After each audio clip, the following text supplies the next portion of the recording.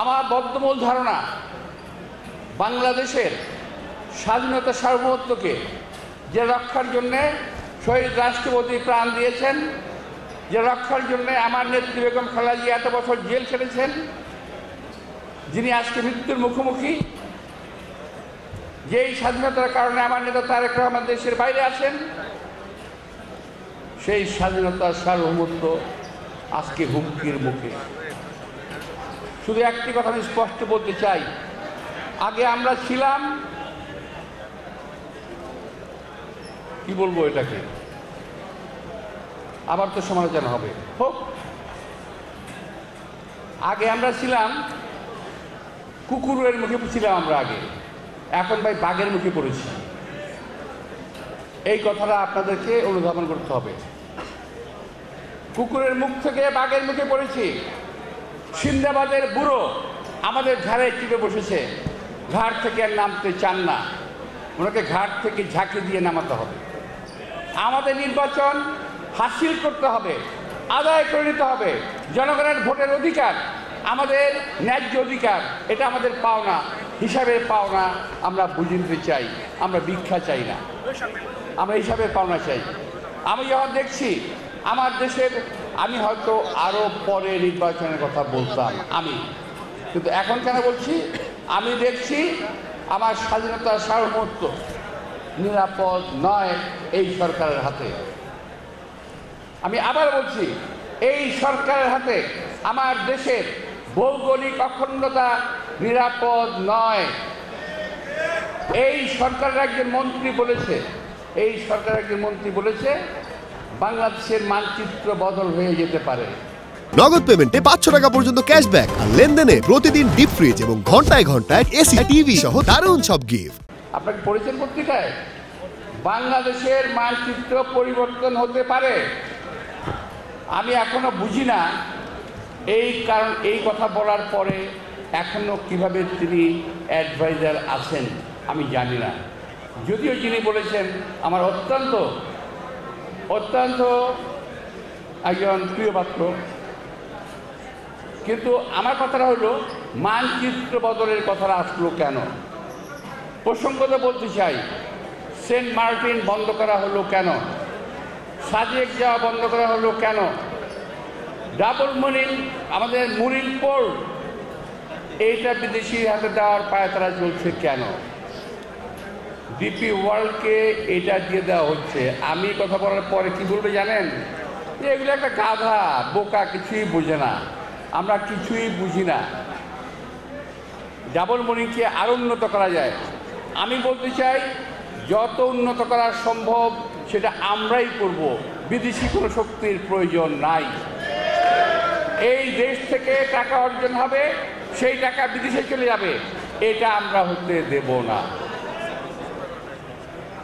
অন্তর্বর্তীকালীন সরকার, নির্বাচন দেওয়া সরকার, দেশের কোন নীতি নির্ধারণী বিষয়ে সিদ্ধান্ত নেওয়ার অধিকার তাদের নাই। দেশের অভ্যন্তরে আজকে আপনারা করিডোর দিতে চাচ্ছেন, এটা কি জিনিস ভাই? করিডোর আপনি কি আপনার বাড়ির মধ্য দিয়ে কাউকে যাওয়া আসার রাস্তা দিবেন? কেন দিবেন না? এই কারণে আপনি জানেন না ওই করিডোর দিয়ে কি আসা যাওয়া করবে। সাপ আসবে, ব্যাঙ আসবে, নাকি অন্য কিছু আসবে, আপনি জানেন না। সুতরাং এই করিডোর দেওয়ার বেলায় সাবধান হন, দেশের মানুষের মতামতের দিকে খেয়াল রাখেন। নির্বাচিত সরকার ছাড়া এই সিদ্ধান্ত নেওয়ার মালিক আপনারা নন। আমি আবারও বলছি, এই সিদ্ধান্ত নেওয়ার মালিক আপনারা নন। এই সমস্ত অপকর্ম যদি করতে চান, তাহলে কিন্তু এর পরিণতি ভয়াবহ হওয়ার সম্ভাবনা আছে।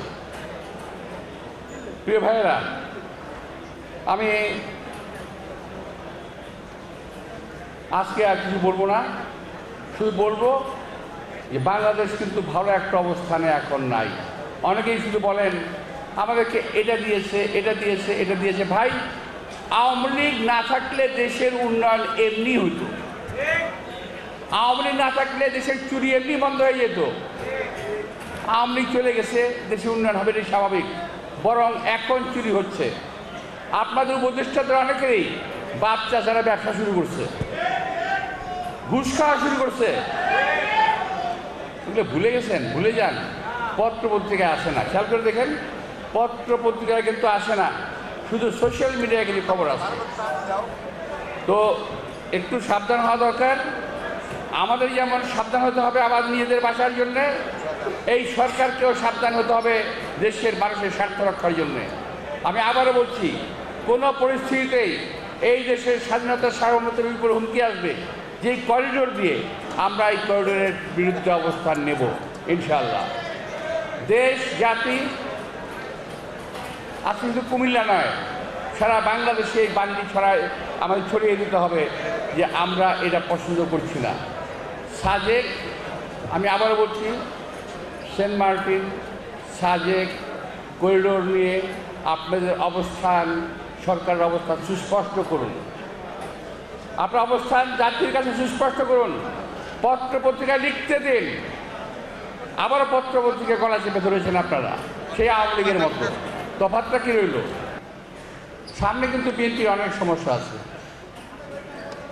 বিএনপির শত্রু ছিল দেশে আগে আওয়ামী লীগ, একা বিএনপি শত্রু ছিল। এখন বিএনপির কিন্তু দেশে অনেক শত্রু হয়ে গেছে, অনেক শত্রু, অনেক দল আজকে বিএনপির শত্রু।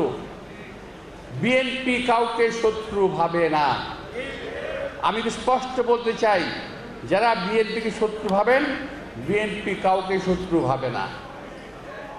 আমার নেতা শহীদ রাষ্ট্রপতি জিয়াউর রহমান যখন ক্ষমতায় ছিলেন, সকল দলের লোককে নিয়েই তিনি পার্লামেন্টটা গঠন করেছিলেন। আজকে বাংলাদেশে চালু হয়েছে ডিভাইড অ্যান্ড রুল পলিসি চালু হয়েছে বাংলাদেশে। বাংলাদেশের রাজনৈতিক দলগুলোর মধ্যে যে একটা ঐক্য ছিল 5ই আগস্টে পূর্ববর্তী এবং পরবর্তী সময়ে, সেই ঐক্যটাকে ভেঙে তছনছ করে দেওয়া হয়েছে বিদেশি দাবিদারদের মানে একটা ইঙ্গিতে। ঐক্যবদ্ধভাবে কনসার্টেড ওয়েতে বিএনপির বিরুদ্ধে কথা বলা হচ্ছে, বিএনপির বিরুদ্ধে চাঁদাবাজি, দখলবাজি অভিযোগ করা হচ্ছে। আমি বলতে চাই, বিএনপি কখনো চাঁদাবাজি, দখলবাজির মধ্যে নাই। এখন প্রথম দিকে যারা করেছিল, আমাদের নেতা তারেক রহমান প্রায় 1 থেকে 1,500-এর মতো দল থেকে বহিষ্কার করেছে। আমরা তাদের বিরুদ্ধে ব্যবস্থা নিয়েছি, এখন নাই। তাহলে এখন চাঁদাবাজি করছে কারা? বিএনপি তো ক্ষমতায় নাই, এই সরকার ক্ষমতায় আছে। আমি এই সরকারকে বলতে চাই, যে এই চাঁদাবাজ যেখানে আছে, যে দলারই হোক, বুকে সাহস থাকলে দেখে ধরে ফেলেন। কিন্তু আপনাদের বুকে ওই সাহস নাই, কারণ আপনার দল, আপনার সাঙ্গপাঙ্গ যারা আছে এই সরকারের, তারাই নিজেরা এখন চাঁদাবাজি করতেছে। বড় আকারের চাঁদাবাজি, ছোট আকারের না। লুট, তরাজ, ব্যাংক ডাকাতি এরাই করতেছে। 90,000 কোটি টাকা গত 8 মাসে পাচার হয়ে গেছে। ভাই, এই অত্যাচারে তো আওয়ামী লীগকে আমরা তাড়িয়েছি, হাজার হাজার কোটি টাকা পাচার করেছে। এখন আমরা পাচারকারীদের পাল্লায় আছি। এখনো এই দেশ থেকে যাদের আজকে দেখেন দেশে কিন্তু শান্তি নাই। সবাই বলছে একমাত্র দেশে একটা বন্দনা এই সরকারের প্রশংসা করা। খেয়াল করে দেখবেন, পত্রিকা খুলে দেখবেন, এই সরকারের বিরুদ্ধে কোনো কথা লেখা হচ্ছে না। কোনো পত্রপত্রিকায়, ইলেকট্রিক মিডিয়া, কোনো মিডিয়াতে সরকারের বিরুদ্ধে কোনো কথা নাই, সরকারের সমালোচনা নাই। মিডিয়া রাষ্ট্রের স্বাধীনতা নাই। আওয়ামী লীগের সময় স্বাধীনতা ছিল না, আজকেও স্বাধীনতা নাই। একটাই কথা শুধু, বিএনপি বিএনপি আর বিএনপি। বিএনপি কি করছে, বিএনপি কি করছে আর বিএনপি কি করছে, এই বিএনপির বিরুদ্ধে লেগে আছে ওরা। কারণটা কি? ওরা ঘুমিয়ে ঘুমিয়ে স্বপ্ন দেখেন, ওরা একটা বাস্তব স্বপ্ন দেখেন এবং ঘুম থেকে জেগে ওঠেন ভয়ে।